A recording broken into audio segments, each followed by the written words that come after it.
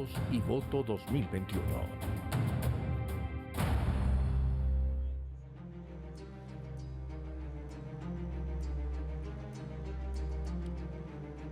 Amigos y amigas, ¿cómo están? Muy buenas noches. Bienvenidos a esta nueva temporada de Voz y Voto 2021, cuando estamos ya a menos de 10 días que empiece la segunda vuelta electoral. Gaby, ¿cómo estás? ¿Qué tal, Andrés? ¿Cómo estás? Así es, amigos, en esta nueva edición de Voz y Voto 2021 vamos a analizar los planes de gobierno de Andrés Arauz y de Guillermo Lasso en diferentes temáticas como la política, la económica, y esta noche vamos a analizar las propuestas políticas de los candidatos. Atentos entonces, así empezamos Voz y Voto 2021. Y empezamos saludando a nuestros panelistas, quienes van a compartir el programa en esta edición. Irene Vélez, estratega política. Roberto Isurieta, director de proyectos latinoamericanos en la Universidad George Washington, consultor político y colaborador de CNN. Francisco Huerta, analista político y subdirector de Diario Expreso, ex embajador de Ecuador en Venezuela. Y José Hernández, director del portal Cuatro Pelagatos. A todos bienvenidos. Así es, iniciamos este diálogo sobre la independencia de funciones. ¿Cómo han convivido los poderes del Estado en este gobierno? Vamos a verlo en el siguiente reportaje. El cambio de gobierno fue el inicio que marcó un nuevo rumbo de Ecuador. Se dio paso a la reinstitucionalización para recuperar la independencia de funciones y devolverle su autonomía. Aquella que estipula la Constitución de 2008, un Estado estructurado con 5 funciones independientes: la ejecutiva, la legislativa, la judicial, la función electoral y la de transparencia y control social, pero que en la práctica se concebía así. El presidente de la República no es solo jefe del Poder Ejecutivo, es jefe de todo el Estado ecuatoriano. Y el Estado ecuatoriano es poder ejecutivo, poder legislativo, poder judicial, poder electoral, poder de transparencia y control social, superintendencias, procuraduría, contraloría, todo eso es Estado ecuatoriano. En 2014, Human Rights Watch señaló que el proceso de reforma judicial en Ecuador puso en entredicho la independencia de esta función. El Consejo de la Judicatura de Transición y el posterior designaron a 1.430 jueces, suspendieron a 273 y destituyeron a 380 entre julio de 2011, cuando se inició la reforma judicial, y noviembre de 2013.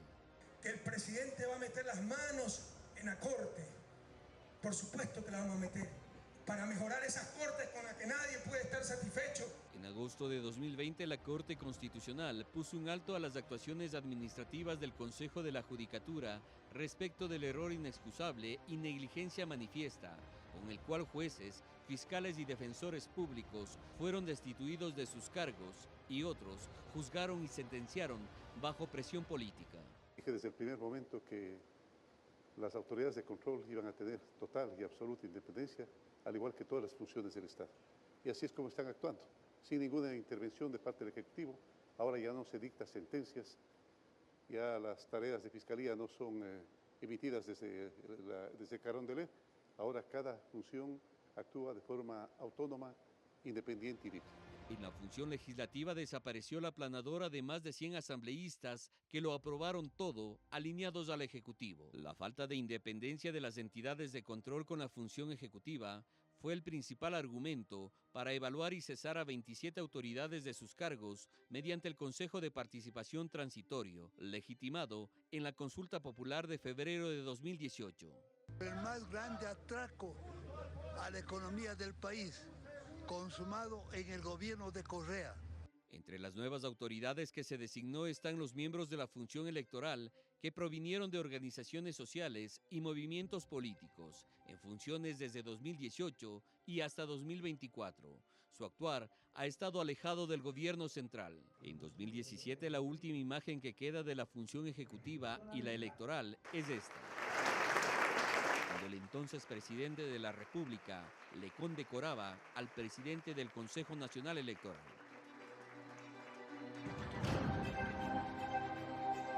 Un solo poder sobre los demás poderes. Le preguntamos a Irene Vélez cuán allanado está el camino desde este gobierno para continuar con el siguiente que permita ese fortalecimiento de la independencia de las instituciones en cada una de ellas para dejar su rol como corresponde? Bien, primero que nada, muy buenas noches a todos.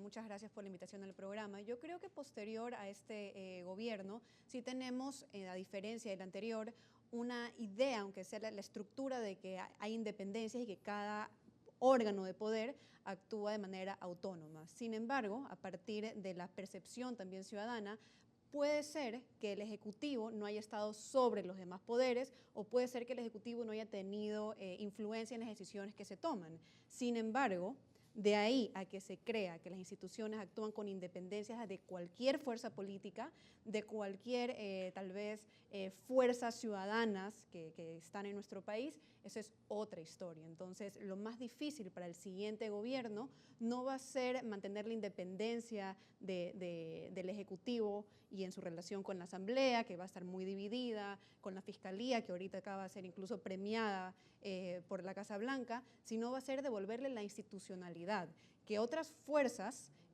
no estén en el proceso de la toma de decisiones de estas instituciones. Creo que ese va a ser el centro de la problemática del siguiente gobierno. ¿Y ha sido más por el rescate de la institucionalidad que de alguna manera el presidente lo ha permitido en cierta medida o por el fortalecimiento que cada una de esas instituciones han tenido para impedir que esa injerencia del Poder Ejecutivo ocurra? Yo lo veo de la primera manera en la que se establece que el presidente ha permitido la independencia, por así decirlo, o el camino de cada una de estas instituciones. Sin embargo, que esas instituciones al final del día hayan encontrado viejas mañas probablemente o hayan estructuras que no haya sido un cambio profundo y radical, creo que eso ya se tiene que pesar en cada una de las demás funciones del Estado. Bien, Irene, muchas gracias. Vamos con Roberto Izurieta. ¿Cuáles serían las señales claras, concretas, que debe demostrar un presidente de la República de que no meta las manos a la justicia? Muy buenas noches, gracias por la invitación. Yo pienso que en este momento el Ecuador está viviendo una prueba más sobre la posibilidad o no de tener independencia de funciones, y me refiero a la ley del Banco Central, más allá de las tecnicalidades de los economistas en política monetaria, lo que está en cuestión es la necesidad de garantizar esa independencia para garantizar una cosa en la cual están de acuerdo la mayoría de los ecuatorianos, que es fortalecer y blindar a la dolarización. Sobre todo en esta campaña electoral donde se ha cuestionado, se ha coqueteado con la idea de la posibilidad de sacar los recursos del Banco Central para hacer una oferta de campaña, es una amenaza a esa dolarización. Y si algo están de acuerdo a la enorme mayoría de los ecuatorianos es en fortalecer la dolarización. Eso solo se podrá conseguir en la medida que se le ponga un seguro a través de esa independencia de las funciones, que es lo que está en cuestión en estos mismos días en el Ecuador. Correcto, pero en este caso, por ejemplo, al presidente no le han aceptado, han calificado de inconstitucional este proyecto. ¿Qué pasa cuando no tienes una asamblea que no te permita gobernar? Usted ha hablado de blindar esta independencia de funciones, pero en concreto, ¿cómo lo hacemos? ¿A su criterio hubo avances en la independencia de funciones en este gobierno o qué nos estamos jugando?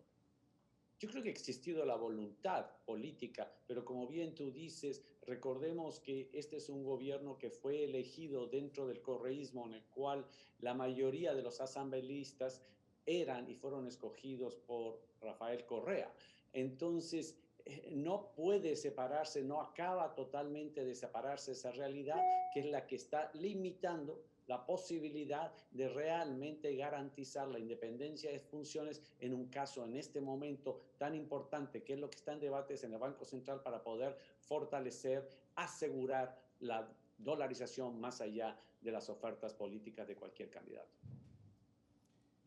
¿Cómo hacer, doctor Huerta, para que la independencia de cada una de las instituciones del Estado que han venido a través de los últimos años logrando ese fortalecimiento o intentando lograr ese fortalecimiento no dependan de una u otra acción que el Ejecutivo pueda pretender para interferir en cada una de sus decisiones? ¿Es posible lograr una real independencia de las funciones del Estado? Gracias, Andrés, creo que sí.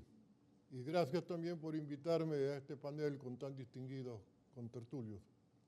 Yo pienso que es posible y necesario, pero eso depende de la siembra de una cultura de respeto a la institucionalidad. Aquí se ha hecho juego con las funciones del Estado como las comprendió Montesquieu en el espíritu de las leyes, y simplemente se inventaron nuevas funciones como la de control social y participación popular, que mucha gente quiere que se elimine. Incluso se ha convocado una consulta para así determinarlo, pero el Congreso resuelve no cumplirlo. Por el estilo, en la función electoral tenemos todas las contradicciones y escándalos que se vienen dando y se siguen dando. En esa línea tenemos que esperar más madurez cívica. Yo tengo una expresión que define cómo desearía que el país fuese: que nos convirtamos de habitantes con cédula en ciudadanos. Por lo demás, debo reconocer al presidente Moreno, entre las pocas cosas que puedo reconocerle, la voluntad de que haya independencia de funciones. Coincido con Irene y coincido con Roberto en que estos son procesos que dependen de la voluntad y la conformación de cada una de las funciones. La función legislativa ahora puede o no ser independiente al gusto. Oscila según la mayoría que esté representándola. A ratos dan vergüenza. Y como estamos en ese proceso que describe, ¿cuán cerca o lejos estamos precisamente de que el futuro presidente de la República pueda mantener esa intención que desde este mandato se ha ejecutado, según ustedes lo describen, para permitir esa independencia de funciones, o dependerá exclusivamente del estilo que le imponga el nuevo mandatario? Pero es que queda claro de quién se elige cómo será el futuro de las funciones. Si se elige a Arauz, ni siquiera él va a ser independiente. Va a tener quien lo controle y quien decida atribuirse todas las funciones. Si gana Lasso, tenemos la esperanza de que gobierne con sentido democrático, respetando la independencia de funciones. Pero como anotaba Irene, la fragmentación del poder legislativo va a ser difícil la negociación. Y entonces una función que negocia ya no es tan independiente respecto del Ejecutivo, o porque éste le traslada el control de los hospitales, o le da canonjías para que tengan el voto asegurado, o simplemente se ponen en un sentido obstruccionista que impide gobernar. Y entonces provoca que no haya independencia de funciones. El tema es complejo, requiere madurez cívica tanto de los políticos como del pueblo ecuatoriano. Gracias, doctor Huerta. Voy con José Hernández. Hemos hablado de dolarización, independencia en funciones, pero también los poderes del Estado hoy enfrentan otro peligro, que es la narcodemocracia. Me quiero referir un poco a eso. El país hace poco presenció una masacre carcelaria con 80 muertos, el supuesto interés de guerrillas colombianas. Tenemos también la supuesta operación de cárteles mexicanos en nuestro país. ¿Qué vías puede tener el siguiente gobierno enfrentando este problema y, por supuesto, viendo la independencia de funciones? Buenas noches y muchas gracias por la invitación.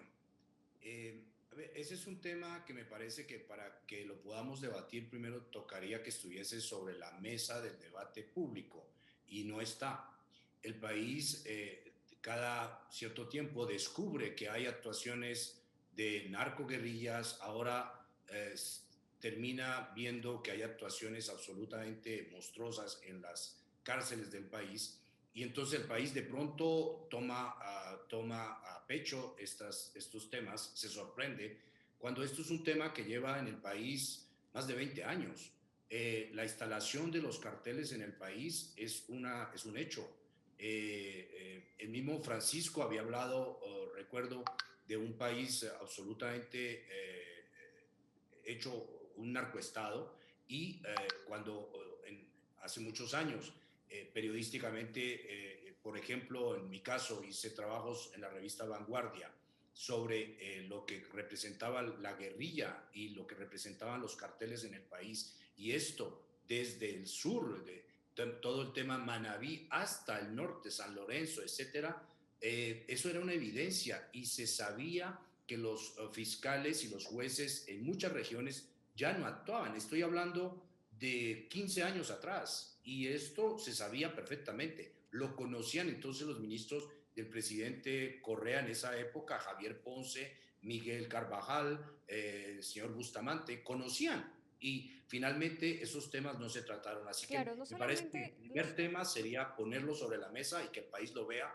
como un problema para tratarlo. Claro, no solamente independencia de funciones de lo que dice la Constitución, sino también la independencia de esos poderes ocultos que nosotros no los podemos ver. ¿Qué debería o qué se esperaría del siguiente mandatario frente al riesgo de esta narcodemocracia? Es un tema complicado porque tendríamos que mirar a lo que ha pasado en otros países, lo que ha pasado primero en Colombia, con mucho menos fuerza en Perú y con mucha más fuerza ahora en México. Y tendríamos que ver ahí que no es sencillo. Son poderes absolutamente poderosos, son poderes con mucho dinero, el dinero corrompe y logra corromper todas las estructuras de la sociedad. Entonces, me parece que, ¿qué haría un presidente? Me parece que lo primero, hacer que el país tenga ese tema presente. Segundo, me parece que tendría que tener ya desde ahora, mirar cuáles son las experiencias y en qué pueden servir las experiencias de Colombia y de México, aprender antes de que esto se vuelva un problema que ya lo empezó a hacer, por ejemplo, con el tema de los sicarios que estamos viendo en Guayaquil y en otras regiones del país. Esto que no se veía acá, ya se está viendo y me parece que ahí el país tiene un problema que no depende solamente del presidente de la República, va a depender de muchísimas instituciones, va a depender también de cuán independiente va a ser la política del narcotráfico y me parece que eso es un tema que por la experiencia que ha habido en Colombia y en México se ve que es un tema que es de difícil tratamiento en el sentido de que la política y los narcos necesitan de la política, la usan y terminan corrompiendo finalmente a muchísima gente. Entonces me parece que es un problema de orden público que no concierne solamente al presidente de la República. Gracias a José Hernández y a los panelistas por este primer bloque de preguntas. Hacemos nuestra primera pausa y cuando volvamos desglosamos los planes políticos del candidato Lasso y el candidato Arauz. Acompáñenos en Voz y Voto 2021.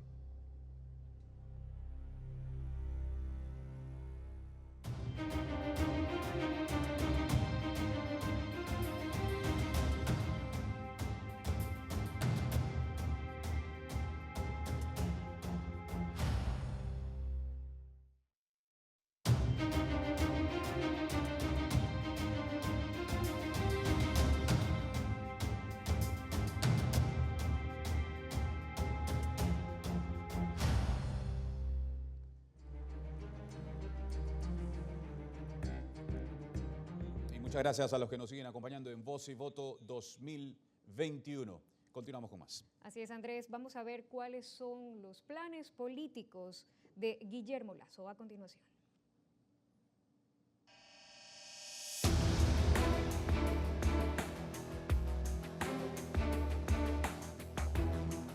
Plan político de Guillermo Lasso. Cambiar los procesos de designación, distribución, sanción y destitución de jueces para mejorar los tiempos de resolución de casos y evitar interferencia de otras funciones. Impulsar a través del bloque de asambleístas de Creo la simplificación de las bases normativas que conviven en el sistema legal. Implementar un gobierno digital que reduzca trámites y brinde mejores servicios a la ciudadanía. Fortalecer a la Fiscalía especializada en Administración Pública en concordancia con la UAFE, el Centro de Inteligencia Estratégica y la Contraloría General del Estado. En lucha anticorrupción, reformar el Código Orgánico Administrativo, el Código Orgánico General de Procesos y la Ley Orgánica de Servicio Público para erradicar el testaferrismo en las instituciones públicas.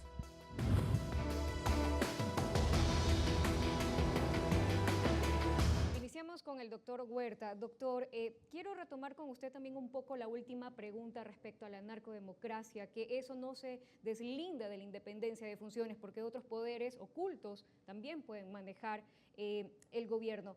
Pero aquí dos preguntas. Retomar la narcodemocracia, este tema, y también Lasso dice recuperar la credibilidad del sistema jurídico. Respecto a la sanción ya no tenemos mucha novedad porque ya hay una sentencia de la Corte Constitucional respecto al tema, pero cambiar los procesos de designación de concurso de méritos y oposición, ¿conveniente o interferir en la justicia? Yo creo que ahora, y gracias por la pregunta, el tema del narcotráfico me interesa mucho. Yo creo que ahora tenemos un poder judicial relativamente independiente. No fue lo mejor el proceso de selección de los jueces, pero allí tenemos muchas complicaciones distintas a solo cómo se eligen los jueces. También tiene que ver cómo se forman los abogados, y allí hay mucho que reformar. Hay gente que no merece estar graduada y se gradúa, y bueno, ese es otro tema, pero lo anoto. En esa línea, eso del error inexcusable parece que se suspende como procedimiento para sancionar a los jueces aprovechando la metida de mano en la justicia. Por ahí hay un avance cualitativo importante. Yo tengo gran confianza en el nuevo presidente del Consejo Judicial, de la Corte de Justicia. En esa línea, respecto de narcodemocracia, lo que hay que hacer es evitar que gente vinculada con el narcotráfico en el financiamiento de su campaña acceda al poder, porque los narcos financian las campañas para tener poder.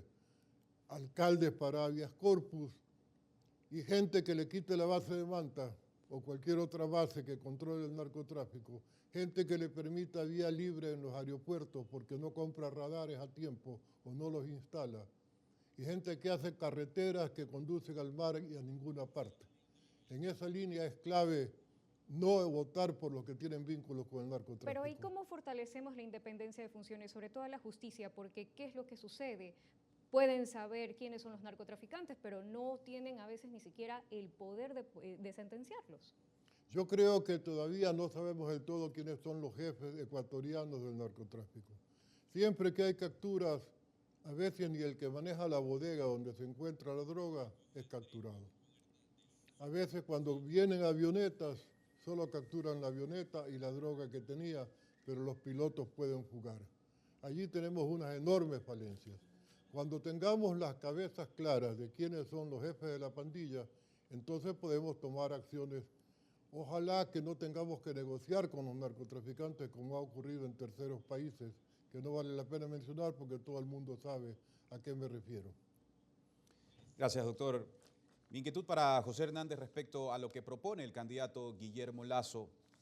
A profundidad y a largo plazo esto requeriría de un resultado que demanda la sociedad ecuatoriana, que es este fortalecimiento institucional, como lo propone, reformas al Consejo Nacional de la Judicatura para designación, destitución y sanción a jueces, o revisar integralmente la normativa de las instituciones que estaban bajo la jurisdicción de la función ejecutiva.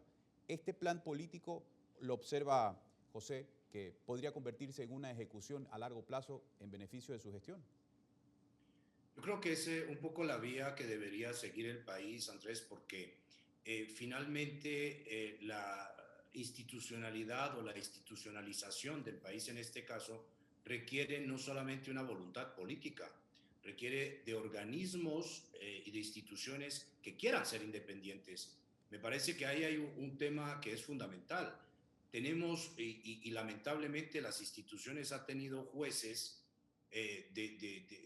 o fiscales que no son dignos de los cargos que ocupan, que no saben que es un funcionario público y que en muchos casos piden a gritos que los convierta a alguien en títeres de un proyecto político, porque así se sienten seguros en el cargo, no tienen, alguien dicta las sentencias por ellos, alguien investiga por ellos, alguien lleva las sentencias escritas, como lo vimos en el caso del Universo. Entonces me parece que un tema fundamental, Andrés, es que las instituciones hagan carrera, ¿no? Que las instituciones no dependan de la política. Me parece que esta idea de la carrera judicial, de la carrera de jueces, me parece que es una idea que debería estar en todas las instituciones del país. Es decir, que haya funcionarios como los hay en la Cancillería, que son de carrera, es decir, que se deben a un cargo, que se deben a una deontología, que se deben a una función y que son dignos de ese cargo y que hacen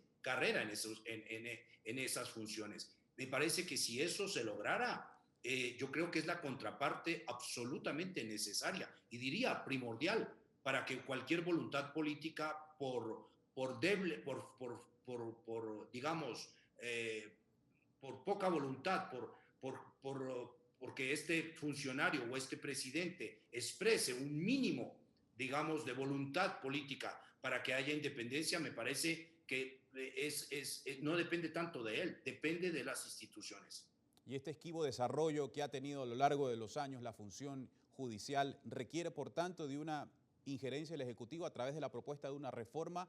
¿Cómo fijar ese margen, esa línea entre necesito un cambio, necesito un respeto a la institucionalidad, pero también propongo uno que es el que a mí me conviene? Claro, ese es el peligro. Digamos que ya el país vio lo que significaba, voy a meter un poquito la mano en la justicia para mejorarla. Es lo mismo que dijeron, voy a meter un poquito la mano en el periodismo para que para que lo hagan mejor los periodistas. Y resulta que los periodistas son los que saben cómo hacer mejor su oficio. Ya depende de ellos. En este caso, lo mismo depende de los jueces. Entonces, me parece que la voluntad debe ser institucional y la voluntad debe ser vista y debe ser calibrada por los otros, digamos, actores del cambio, incluidos, por supuesto, las instituciones en primer lugar y también, por supuesto, la Asamblea, para que se vea que hay una genuina voluntad, que en este caso la consecuencia de ese cambio va a verse reflejada en la profesionalización de esa función y no en el sometimiento de esa función para un poder, en este caso, del Ejecutivo. Gracias a José Hernández. Voy con Irene Vélez. Quiero retomar este punto del plan de gobierno de Guillermo Lasso que dice cambiar los procesos de designación, distribución, sanción y destitución de jueces. Y retomo mi pregunta. ¿Conveniente respecto al tema de cambiar los procesos de designación de los jueces o interferir en la justicia? ¿Qué imagen se está dando a la ciudadanía con esta propuesta? Bien, hay que considerar que en este momento Guillermo Lasso está entrando, digamos, como la opción que no es correísmo, ¿verdad? Y lo que significa, lo que quiere representar es independencia de poderes, no meter la mano en la justicia y demás. Por lo que empezar con este acto, primero que lo veo muy complicado, yo creo que Guillermo Lasso va a tener que dar de retro en muchos aspectos de su plan político. Varios de eso habla acerca de a través de la bancada de Creo, y quedemos claros que la bancada de Creo ahora es una minoría. Entonces, muchos de los proyectos y los propósitos se van a tener que reajustar. Punto uno. Y punto dos, no fuera lo primero que yo haría si fuera Guillermo Lasso, considerando el símbolo que él busca representar, sino primero entender que las instituciones deberían seguir un proceso de independencia y autonomía y a partir de eso demostrar que no se está tratando de seguir los antiguos formas de hacer política si uno quiere representar lo contrario. Correcto. El plan de Lasso también habla de la lucha anticorrupción, habla de reformas a varios códigos como el Código Orgánico Administrativo, el Código General de Procesos. ¿Basta con reforma de códigos, seguir reformando leyes o hay que hacer un trabajo más profundo? Creo que primero hay que hacer un trabajo más profundo y dentro de lo que se pueda. El tema de la corrupción es uno de los ámbitos en el que Guillermo Lasso, de ser escogido presidente, tiene que meterse de cabeza, considerando que es lo que claman ahora varios de los ciudadanos. Sin embargo, dentro de lo posible, hacer una reforma legal le va a ser muy difícil considerando las bancadas que están ahí. Entonces, tiene que jugar de alguna forma desde su metro cuadrado. Y desde su metro cuadrado es revisando, por ejemplo, las instituciones de los ministerios, por ejemplo, y los procesos que se dan dentro de esos ministerios que también han dado bastante escándalos. Entonces, primero empezar poniendo la casa en orden. Partiendo de lo que dice Irene, le preguntamos a Roberto Izurieta sobre esta dificultad o facilidad que tendría eventualmente el candidato Guillermo Lasso de llegar a la presidencia para ejecutar ese plan político que propone, partiendo por el fortalecimiento de la institucionalidad, de las propuestas en las reformas de la función judicial o de la reorganización de las instituciones a cargo de la función ejecutiva. Eventualmente habrán tropiezos con la Asamblea según la configuración actual. ¿Cómo observa que ese panorama se presentaría más de la mano para el presidente Lasso de llegar o no? va a estar en la mano del pueblo ecuatoriano que va a acudir a las urnas de más o menos de aquí a un mes. La voluntad que se exprese en las urnas generalmente refuerza la voluntad política de los líderes. Coincido con José, la capacitación en cada una de las profesiones es esencial, pero lo que está en juego en las próximas semanas es que el pueblo ecuatoriano se exprese con total y absoluta claridad en la clase de futuro, en el futuro que quieren construir para su país y para sus hijos. No soy analista político, no vivo en el Ecuador. Básicamente, yo creo que lo que tendremos es una asamblea con minorías. ¿Quién va a tener mayor capacidad de articular esas minorías que existen, esa asamblea fragmentada, como fue en gran parte fragmentado la situación política que vivió el Ecuador con 16 candidatos?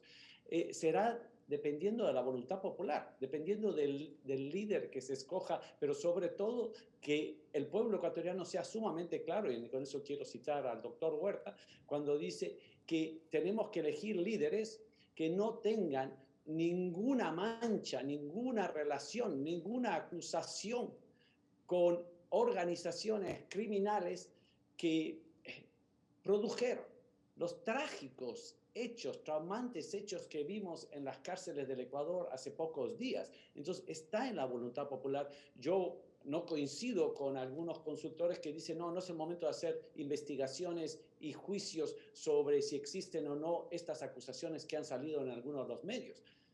Dejemos eso a un costado, pero lo que sí creo que existe la responsabilidad de todos nosotros, los ciudadanos, que como decía el doctor Huerta, más allá de tener una cédula, tenemos una actitud ciudadana para informarnos y en este caso, en este momento, ser claros que no podemos permitir elegir ningún líder que esté manchado, relacionado, cuestionado con organizaciones criminales que han producido eventos constantemente, pero en los últimos días fueron vistos trágicamente, semejante tragedia por todos los ecuatorianos. Entonces depende de la voluntad popular. Gracias, señor Izurieta. Vamos a ir a una nueva pausa y también analizar el plan político, la propuesta política del candidato Andrés Arauz en Voz y Voto 2021.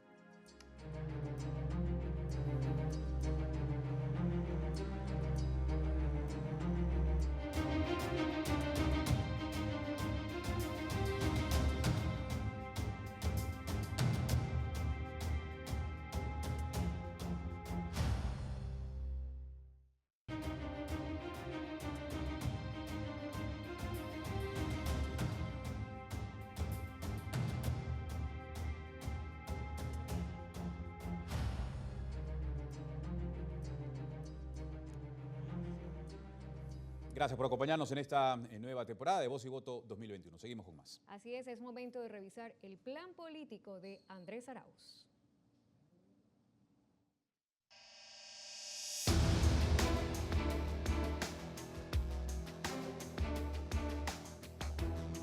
Plan político de Andrés Arauz.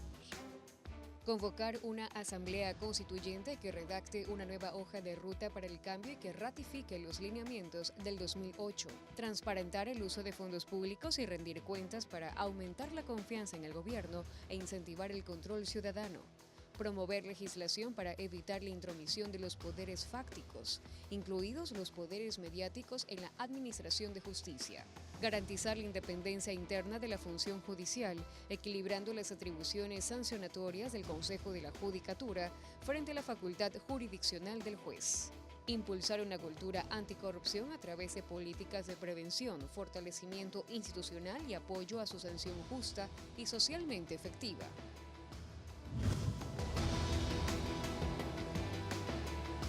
Bien, voy con José Hernández. ¿Cuál es su impresión del plan político de Andrés Arauz? Bueno, me parece que de lo que acabamos de escuchar y para sostener solamente estos ángulos que ustedes proponen, me parece que si uno revisa, pues es más de lo mismo. Y es decir lo que de hecho ellos hicieron. Cuando ellos dicen, por ejemplo, convocar una Asamblea Nacional Constituyente, estamos de nuevo en Montecristi. O sea, para hacer una constitución que les calce bien y que sea digna de lo que quieren hacer. Eso me parece que ya con 19 constituyentes en el país, una más, Bueno, y ya sabemos qué efecto produjo Montecristi. Luego, cuando dicen transparentar los fondos públicos, otra vez nos toca hacer un acto de fe, transparentar los fondos públicos, y ellos fueron los que ocultaron los fondos públicos, ellos fueron los que hicieron una administración totalmente opaca. ¿O acaso no recordamos que todos los contratos con la China fueron absolutamente, todavía no sabemos cuáles son los términos de los contratos con la China, por ejemplo? Entonces me parece que ahí de nuevo calza absolutamente un absoluto escepticismo frente a eso. Cuando él dice cuidarse de la intromisión de los poderes fácticos y de la prensa, de nuevo estamos otra vez en lo mismo, no control ciudadano.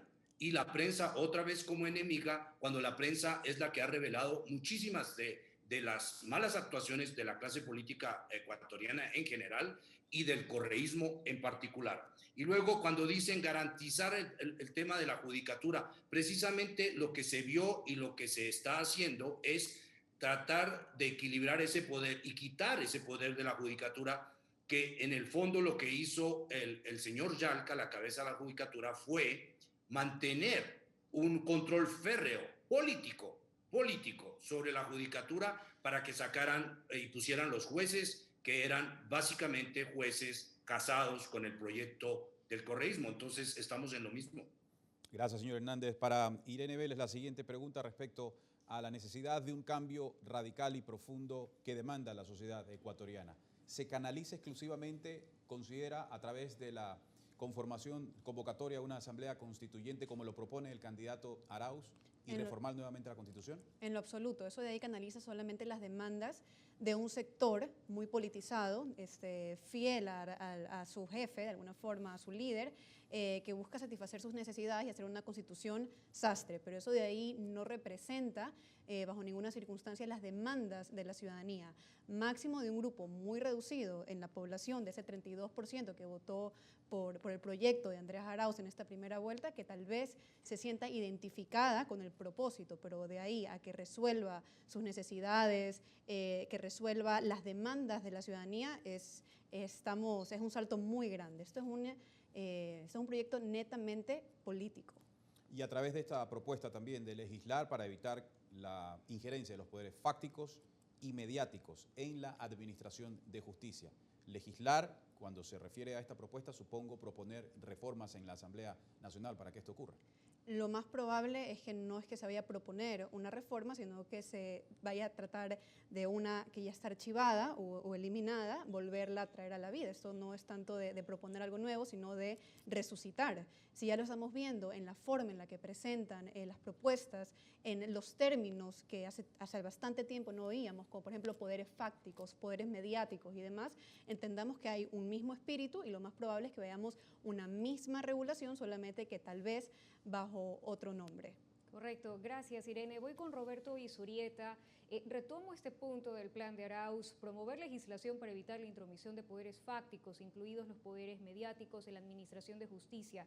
¿Qué opina usted sobre esto? ¿Qué impresión le deja? ¿Qué le sabe? Poderes fácticos, incluyendo los medios de comunicación. Yo coincido totalmente con José. Los medios de comunicación, de las pocas garantías que tenemos para que exista transparencia, un balance de poder y que conozcamos cosas que generalmente los políticos nos quieren ocultar. Coincido con Irene cuando dicen, cuando viene un político que me quiere hacer una constitución sastre, es una muy mala señal. Esa es una historia que la hemos vivido en el Ecuador muchas veces. Y sabemos muy bien que ahí no está el problema. O sea, el gran problema del Ecuador está en la aplicación de las leyes y no de construir leyes a la medida para que sea permisiva ciertas actitudes de líderes totalitarios. O sea, el papel lo resiste todo. Lo que tenemos que ver es la trayectoria. La trayectoria de cada uno de los líderes nos dice mucho más de lo que pongan en su plan de gobierno. Y aún así, en este caso, lo que ha puesto me parece grave. La idea de una asamblea constituyente y ya lo hemos vivido hace pocos años y sabemos en qué va a terminar eso y en qué terminó eso en Venezuela. Entonces, lo que hay que ver es exactamente eso, la trayectoria de cada uno de los candidatos, si es que efectivamente han dado muestras de tener una actitud democrática, de creer en los balances de poderes, en creer en la división de los poderes, porque eso es el mejor ejercicio en esa capacidad de la gestión que buscamos, el que el poder del político no esté concentrado ni en un grupo político, ni en una persona, aupado por un marco legal, como dice Irene, una constitución al sastre, sino por el contrario, que sea una práctica que la vamos llenando cotidianamente. ¿Para qué? Para progresar, para tener empleos. Ahora, dice impulsar una cultura anticorrupción, dice Andrés Arauz. ¿Qué se esperaría de Andrés Arauz para una verdadera lucha contra la corrupción, viendo que varias de las denuncias salpican a funcionarios del gobierno de Correa? Primero, que se aclare bien lo de los contratos que están en cuestionamientos cuando él fue ministro de Correa.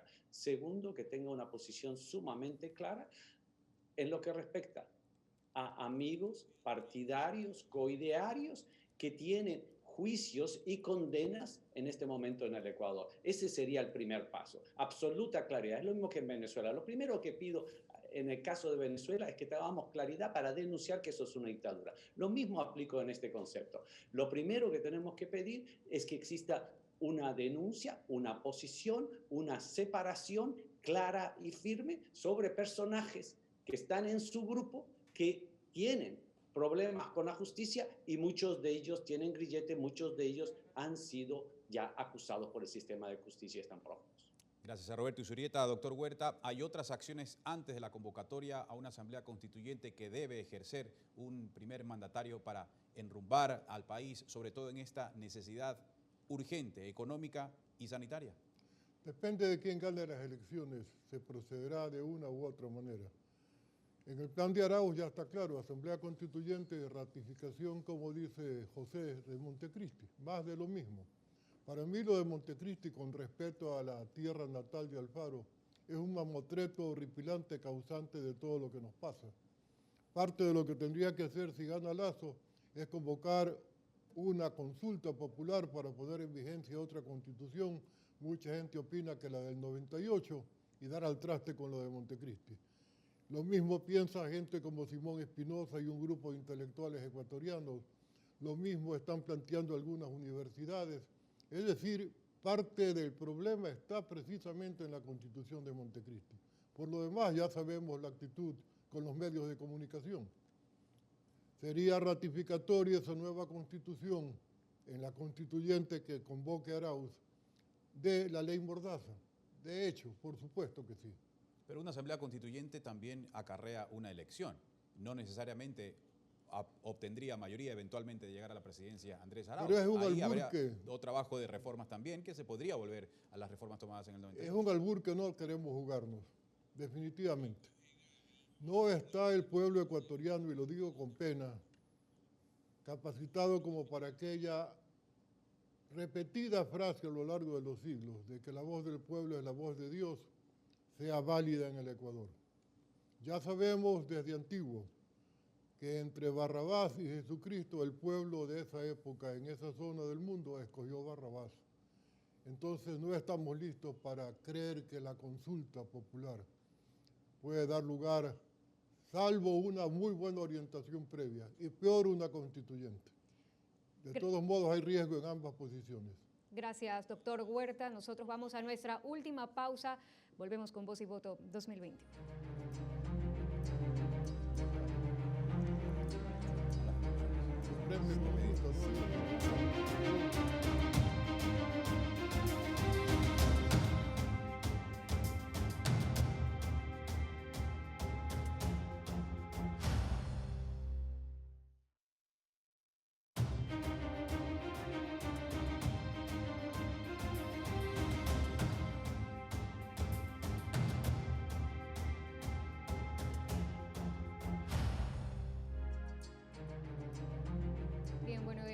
En televisión es oro. Hemos llegado al final de Voz y Voto 2021. Gracias a nuestros panelistas, doctor Francisco Huerta, Irene Vélez, a Roberto Izurieta y también a José Hernández. Muchísimas gracias por sus aportes. Y a todos ustedes los esperamos. Les agradecemos, por supuesto, por acompañarnos, a toda la audiencia de TC Televisión. El próximo domingo hay una cita. Abordaremos los temas relacionados en materia económica de los candidatos Andrés Arauz y Guillermo Lasso con otros panelistas.